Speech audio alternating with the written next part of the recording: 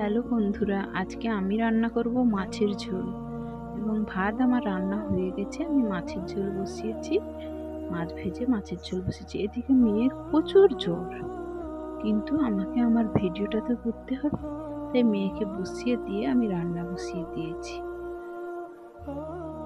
আমি জানি আমার ভিডিওটা হয়তো দেখে 2 থেকে 3 জন। আজকে মনে হলো সেই 2-3 জনের জন্যই আমি একটু ভয়েস দিই, কারণ একটা মা যে কিনা তার সংসারের কথা ভেবে ইউটিউবে পা দিতে যাচ্ছে, সেখানে তোমরা যদি সহযোগিতা না করো কি করে হবে? তোমরা 2 জন দেখো বা 4 জন দেখো, একটা সাবস্ক্রাইব, একটা লাইক এবং একটা কমেন্ট, এগুলো করলে কি তোমাদের কোনো ক্ষতি হয়ে যাবে?